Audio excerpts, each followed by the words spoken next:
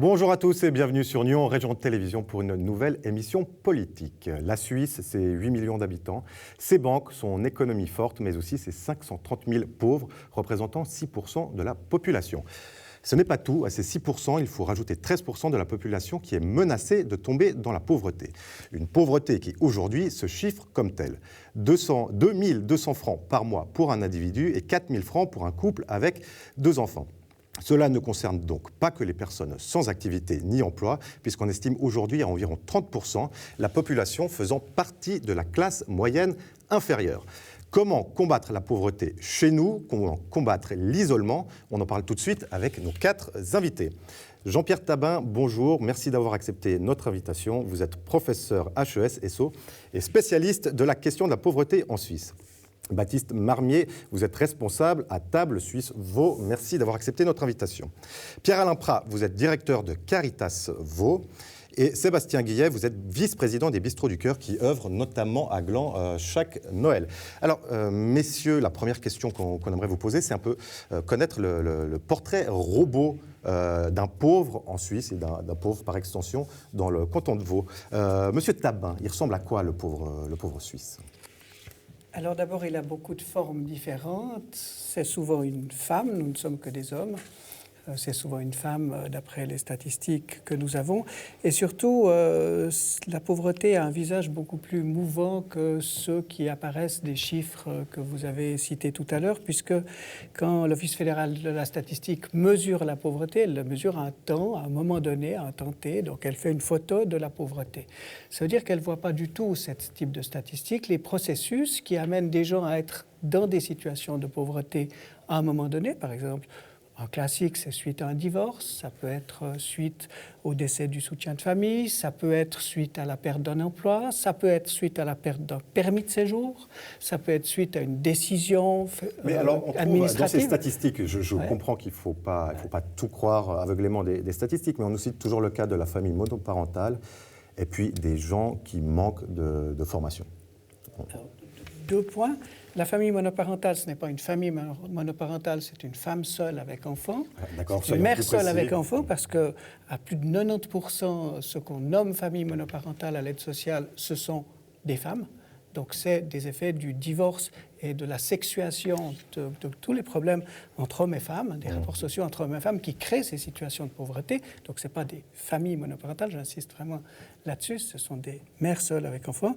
Et puis les autres situations, ce n'est pas que les chiffres mentent, ces chiffres sont justes, mais donnent une photo, un aperçu de la réalité à un moment donné qui ne donne pas la dynamique. Alors Pierre-Alain Prat, directeur de Caritas Vaud, je vous pose sensiblement la même question, vous pouvez y apporter évidemment vos nuances. Le portrait robot du pauvre vaudois. Bon, je m'inscris dans ce qu'a dit le professeur Thabin et je souligne aussi que cet aspect de la photo, c'est à un moment donné. Et ce qu'on a, nous, beaucoup relevé au sein de Caritas, c'est que la pauvreté, c'est un risque, mais c'est un risque qui vous accompagne tout au long de votre parcours de vie. Donc je pense que c'est vraiment cette notion de parcours de vie. On vit tous les mêmes grandes périodes, l'enfance, on se forme, on entre dans la vie active, on forme un couple, on a des enfants, etc., on vieillit. Et durant ce parcours de vie, vous avez des moments de transition assez délicats et vous pouvez vous risquer à un certain moment de glisser dans la pauvreté. Vous pouvez aussi vous y relever. Alors, voilà, donc je crois que c'est important de bien comprendre. Vous avez raison, on est d'accord, le risque existe pour tout le monde, mais enfin on se rend compte quand même que les gens qui ont moins de formation, qui n'ont pas de papier universitaire ou de formation continue, sont plus à risque. C'est quand même bien vrai. Évidemment, parce que si vous n'avez pas de formation universitaire, quand vous êtes dans ces phases de transition, en particulier, vous allez être plus exposé.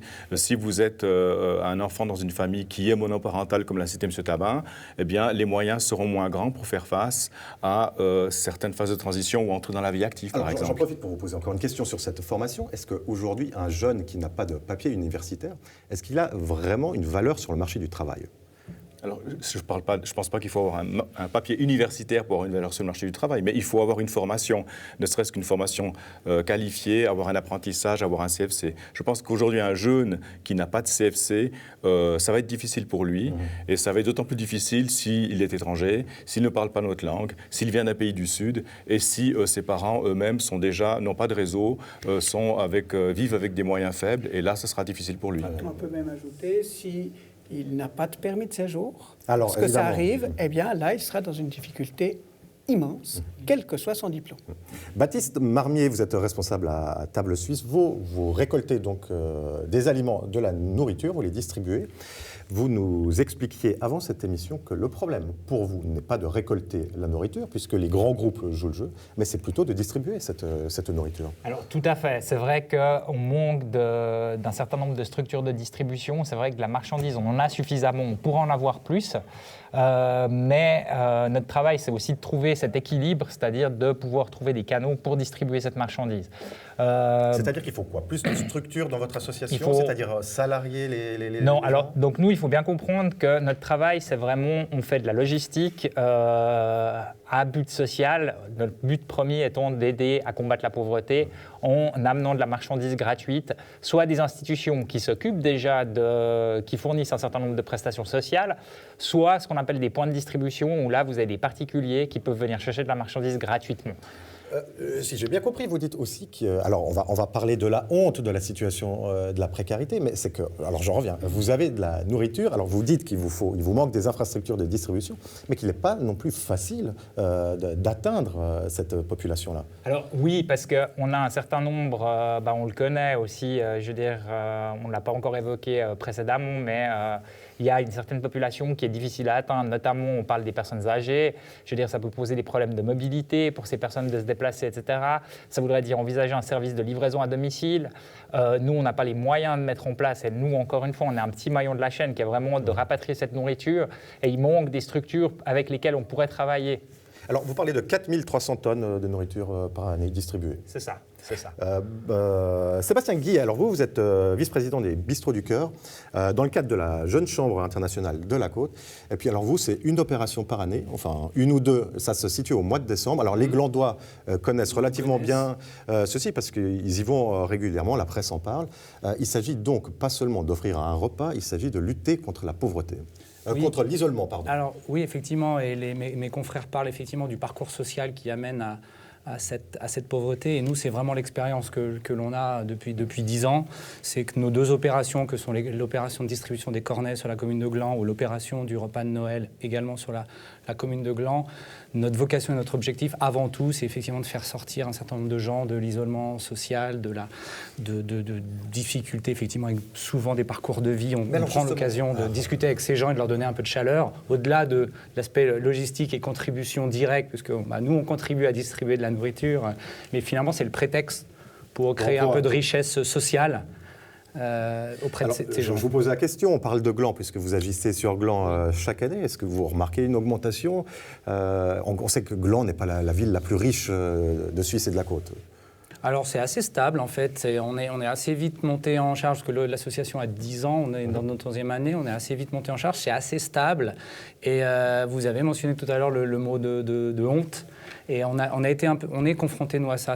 À plusieurs reprises, on a contacté aussi d'autres associations, on a essayé d'étendre un peu notre mouvement, parce qu'on avait l'ambition d'essayer de lui donner une plus grande ampleur. Et on voit qu'on a de la difficulté à atteindre les personnes qui seraient vraiment... Alors vous faites comment concrètement pour les inviter à votre repas annuel, ces personnes-là? Le repas, il est ouvert à tous, donc c'est la communication dans la presse, et on ne fait aucune distinction quand les gens nous appellent pour venir au repas. Donc vraiment, ce repas est ouvert à tous. Donc c'est ceux pour qui ça fait sens de venir à ce repas qui s'y inscrivent, et on les accueille très volontiers. On rappellera à tous les Glandois, bon, c'est absolument pas la saison de Noël, mais enfin, il existe des opportunités d'aller. L'an dernier, vous receviez l'humoriste, d'ailleurs, Thomas Wiesel, oui, justement pour contribuer à cette décontraction. Oui, tout à fait. C'était pour l'occasion des 10 ans de l'association. Donc on a mis un peu les petits plats dans les grands, si vous me passez l'expression, avec un repas un peu plus gastronomique et puis un humoriste qui est monté sur scène pour fêter l'occasion. Pierre-Alain Prat, je rappelle votre fonction, le directeur de Caritas Vaud. Vous êtes donc au contact de cette précarité-là. On dit souvent que les gens ne vont pas faire appel à leurs droits sociaux, notamment des aides, des subventions de tout type. Vous nous expliquerez. Est-ce que c'est aussi le cas pour Caritas, qui offre des choses aux personnes pauvres? Est-ce que c'est à vous d'aller les chercher ou est-ce qu'elles viennent spontanément chez vous? Alors, je pense qu'une bonne partie des gens viennent chez nous dans nos services, mais souvent ils viennent dans nos services parce que le service public, certaines fois, ne les a pas reçus avec, je dirais, le temps qui leur aurait été nécessaire pour pouvoir vérifier si effectivement une personne aurait eu droit ou pas à une prestation. Quand on dit qu'une personne sur deux qui aurait droit à des prestations de l'État ne vont pas demander ces prestations. Est-ce qu'on est juste sensiblement dans les statistiques? Non, là c'est quand même beaucoup trop. Mais il y a effectivement un non-recours à des prestations, mais pour toutes sortes de raisons. À la fois, c'est je n'ai pas l'information, c'est je ne sais pas où aller la chercher, c'est je ne veux pas me risquer peut-être à aller chercher une aide parce que ça pourrait être contre-productif pour moi. Par exemple, je pourrais perdre mon permis. Donc voilà, donc il y a toute une série de raisons. Ou bien j'ai une attitude qui enfin, je suis une personne qui rechignerait à aller demander de l'aide. Donc il y a tout un panel, je dirais, de raisons qui font que certaines personnes... On va juste rebondir là-dessus, Jean-Pierre Thabin. Par exemple. À force, si on demande des aides, on peut avoir des effets secondaires derrière, des effets pervers? Alors, disons, la question de ce qu'on appelle le non-recours aux prestations sociales, c'est une question sur laquelle on travaille. Je mène une recherche là-dessus dans le cadre du pôle de recherche national Lives. Et disons, c'est évidemment complexe, les raisons qui font qu'une personne ne recourt pas. La crainte de la perte du permis de séjour, elle existe parce qu'elle est réelle, parce qu'on peut perdre son permis de séjour si on demande de l'aide sociale. Donc, c'est dans la loi, c'est dans la loi. Donc, il y a un risque pour un certain nombre de gens, disons, de par l'organisation de la loi actuelle, en Suisse, hein, c'est pas vaudois, de perdre son permis de séjour. Alors, et pour les autres? Vous avez parlé de la honte, moi je parlerai plutôt, dans mon langage de sociologue, de stigmate. C'est-à-dire que vous avez une quantité de discours qui vont contre les pauvres, qui dénoncent des abus à l'aide sociale, qui disent que les gens profitent, etc., etc. Et évidemment, quand vous êtes, vous, dans cette situation et que vous êtes assimilé par tout le discours de la presse, qui vraiment est massif par rapport à ça, et des médias, pourrais-je préciser. Vous pensez que la presse relaie un discours bien sûr, un petit peu de droite?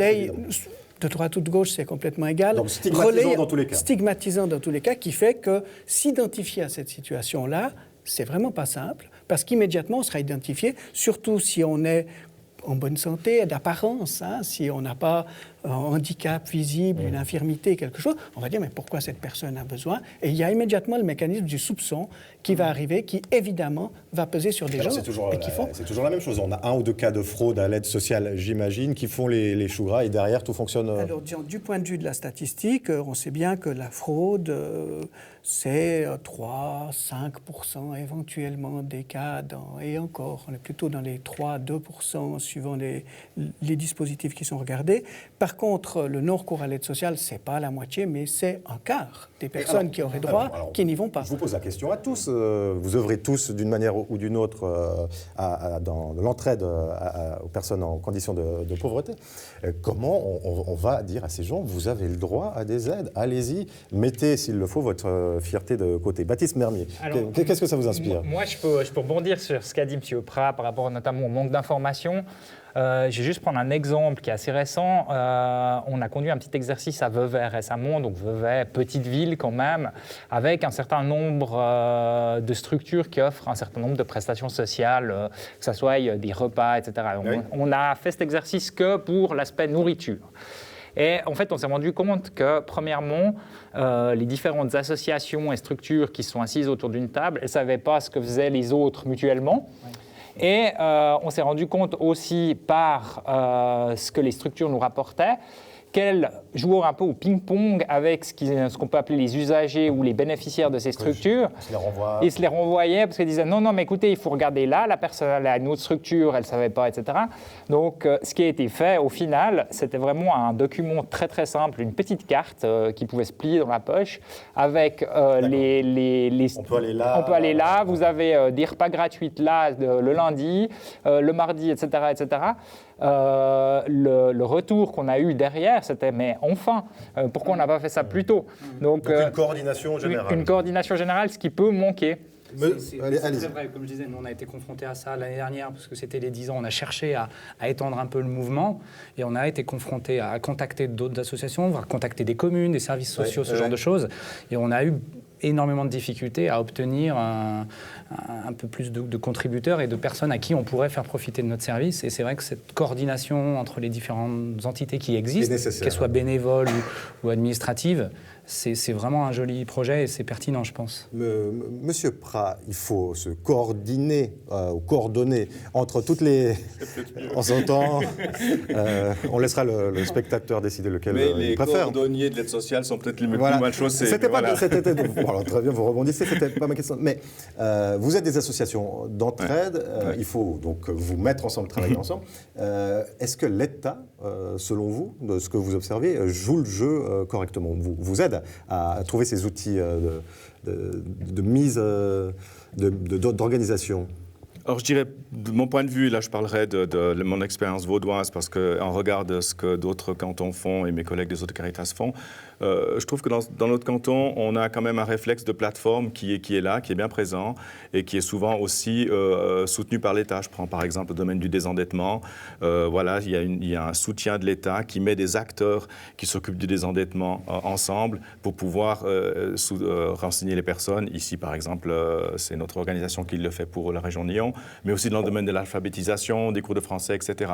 Mais j'aimerais peut-être juste ajouter quelque chose par rapport à la coordination. Oui, c'est clair, c'est indispensable que les acteurs se coordonnent, mais c'est très compliqué et très complexe. Et je pense que ce qui est vraiment nécessaire aujourd'hui pour monsieur, madame, tout le monde, ou l'usager, ou le bénéficiaire potentiel, c'est qu'il y ait des points d'accès facile où je peux obtenir sans trop de complications, sans rendez-vous, sans être dans une salle d'attente, l'information qui m'est nécessaire. Ce sont des problèmes de communication, voilà. C'est ce qu'il faudrait améliorer la communication. Oui, mais ça veut dire que dans ce point-là, moi, je peux y accéder aisément sans qu'il y ait d'obstacles. Et ça veut dire que si je vais à ce point, je trouve à ce moment-là les compétences qui me renseignent sur toute la complexité. Parce qu'on est dans un système où chacun travaille pour son régime.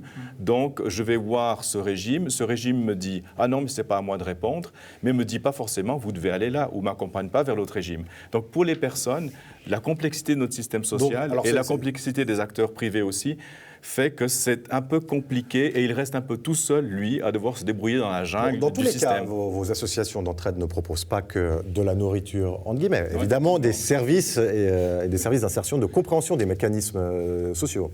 Alors, bon, ça c'est une des tâches de Caritas. On travaille, nous, sur 3 domaines. Il y a le domaine qu'on appelle l'action sociale, où là, on est vraiment avec des services sociaux polyvalents, des permanences accueil, comme ici à Nyon, où là, justement, on essaye d'exercer cette mission de recevoir tout le monde, sans rendez-vous, pour pouvoir faire ce travail de renseignement. Ça, c'est un des volets. Il y a tout le volet de l'insertion, de la réinsertion sociale, de l'accueil, le centre de jour ici sur Nyon. Il y a aussi de l'aide directe, avec une forme un peu plus originale pour cette région qui, pour nous, est l'épicerie mobile. L'épicerie mobile qui passe par Nyon, Gland, Hérol... Hérol depuis le début de l'année, oui. Une chose est dite pour les personnes, monsieur Thabin, qui ont droit à des aides de l'État, c'est qu'elles les réclament souvent trop tardivement, alors qu'elles sont déjà dans une spirale d'endettement importante. Non, il est vrai qu'il y a ce non-recours et le fait, le non-recours, il peut être simplement un recours retardé ou un recours qu'à une partie des droits vu qu'ils sont extrêmement éclatés. Mais je voudrais quand même signaler un autre problème, c'est que nous avons des situations de pauvreté dans le canton de Vaud qui sont des situations qui sont très peu adressées par les services publics parce que ce sont des situations où les gens sont mis par la loi en situation d'interdiction. Ce canton vient d'interdire la mendicité. Voilà une pauvreté extrêmement visible. Et qu'est-ce qu'on fait? On la criminalise plutôt que de l'aider. On la criminalise dans le sens qu'on met des amendes aux mendiants parce qu'ils mendient, parce qu'ils sont pauvres. Et la loi est passée, elle a été validée. La loi est passée, elle a été validée par le Grand Conseil. Elle n'est pas encore en application. Elle n'est pas encore en application, mais elle est déjà en application dans certaines communes, vous le savez. Mais maintenant, on va avoir une loi cantonale. Et ça, c'est vraiment une situation, la pauvreté, elle est visible, tout le monde voit cette pauvreté. Vous voulez dire que c'est symbolique, c'est une manière de traiter ce problème? Ça veut dire que l'État n'est pas toujours si bienveillant que ça, la société n'est pas toujours si bienveillante que ça. L'État n'est pas si bienveillant, justement, j'ai une question. Il est dit que les principales raisons des endettements importants sont les impôts, les primes d'assurance maladie. Donc là, évidemment, l'État a un rôle peut-être à jouer, ou je me trompe? Pas pour les caisses d'assurance, mais pour les impôts. Mais si, pour les caisses d'assurance, bien sûr. Parce que quelle est la raison pour laquelle on assiste depuis une vingtaine d'années, depuis l'entrée en vigueur de la LAMAL, à une augmentation des hausses des primes maladie? Une des raisons, c'est le désengagement de l'État. Et le désengagement au plan fédéral, au plan cantonal de l'État, qui fait que c'est reporté sur les gens, c'est reporté sur les individus. Monsieur Prat. Mais on parlait tout à l'heure de vous donner ces deux chiffres, à la fois 530 000 personnes, 6,6% de la population qui sont dans des situations de pauvreté, et il y a 1 million de personnes qui sont en risque de pauvreté. Oui, 13%. Et je crois qu'il faut vraiment bien voir que dans ces 500 000 supplémentaires, j'ai envie de dire, ce sont toutes les personnes qui sont au-dessus des normes, qui n'ont pas accès à l'aide sociale, mais dont le revenu ne bouge pas. Par contre, il y a des dépenses qui augmentent dans son revenu. Ces dépenses sont incompressibles et elles les rendent fragiles au niveau de leur budget. C'est les dépenses de santé, c'est les dépenses c'était les dépenses de loyer en particulier. Donc des salaires qui stagnent, des frais qui augmentent, et puis suffisamment de salaires pour n'avoir pas le droit à demander des aides. Les frais, les prix dans les supermarchés ont baissé sur ces aspects-là, ça faut le reconnaître, mais il y a des frais incompressibles qui, eux, augmentent sans cesse. C'est surtout la santé et c'est surtout le logement. Et si je regarde par exemple ce canton, le canton vient en aide aux personnes qui doivent faire face à leur prime maladie. Pour cette simple région, c'est un peu les chiffres avec lesquels, vous savez, on distribue, on donne accès à nos épiceries Caritas ou à la carte culture aux personnes qui sont subsidiées par le canton de Vaud. Si je prends simplement les villes de Nyon, Rolle et Aiglun, ça représente plus de 11 000 personnes. Donc ce chiffre de 11 000 personnes, derrière ce chiffre de 11 000 personnes, il vous faut voir peut-être la moitié qui sont des gens qui sont soutenus et aidés par l'aide sociale, mais une autre moitié qui sont justement ces gens qui ne sont pas soutenus par l'aide sociale, mais qui vivent avec un budget extrêmement serré compte tenu de leur situation familiale. Et les risques de glisser dans un surendettement peuvent être assez immédiats si tout à coup on a des factures auxquelles on ne peut pas faire face. On peut dire qu'ils sont d'autant plus forts que la législation concernant le petit crédit reste une législation extrêmement faible, c'est-à-dire que c'est très facile de s'endetter. Oui, avec des taux, des taux de prêt extrêmement problématiques. Donc, ce qu'il faut dire, c'est à la jeunesse comme aux familles. Il ne faut pas tomber dans le piège du prêt de 10 000 francs à 15% d'intérêt pour acheter sa première voiture. Notamment. Qu'est-ce qu'on peut vous souhaiter à vous tous, puisqu'on arrive au terme de cette émission, qu'est-ce qu'on peut vous souhaiter à vous tous dans vos travaux respectifs, Baptiste Marmier? Alors, si on est très idéaliste, on devrait dire dans l'absolu, on ne devrait pas exister. Évidemment, on se rend compte que ce n'est pas le cas. Effectivement, disons que nous, on serait ravis, et puis là, je profite de lancer peut-être un petit appel. C'est vrai qu'on est assez faible en termes de présence sur la région de la côte. Vous êtes ici au bon endroit. Donc, je profite. C'est vrai qu'il manquerait, on n'a aucun point de distribution de nourriture. Donc, à part les cartons du cœur de Glon, c'est le seul point de distribution de nourriture sur toute la côte à Vont-Morges, donc ça fait quand même un grand bassin de population. Donc l'appel est lancé, il faut aider Table Suisse à distribuer sa nourriture à Nyon, dans la région lyonnaise. C'est bien ça? Voilà, exactement. Sébastien Guillet, alors vous, le prochain rendez-vous, c'est Noël prochain, c'est pas 2 saisons, on est d'accord, mais enfin c'est un rendez-vous traditionnel à Gland, à la salle communale ou à la salle de Montely. C'est 150 personnes, 200 personnes qui sont là pour une grande fête, qui luttent contre l'isolement. Exactement. Donc on fait à Grand-Champ là depuis quelques années. Donc moi j'entends l'appel de Table Suisse. Donc on continuera d'apporter notre contribution et on s'est déjà échangé. Donc déjà l'événement d'aujourd'hui nous permet déjà d'améliorer les synergies, d'améliorer cette coordination dont on vient de parler. Parfait. Jean-Pierre Thabin, alors vous des études encore sur des questions de la pauvreté ou connexes. Quel est le message que vous pourriez lancer aux citoyens dans des conditions telles? Est-ce qu'il faut l'inciter à jouir de ses droits? Alors oui, nous avons d'ailleurs un projet que nous allons déposer en collaboration avec Caritas et d'autres institutions suisses romandes, qui est un projet de développement d'un site internet permettant d'estimer ses droits sociaux.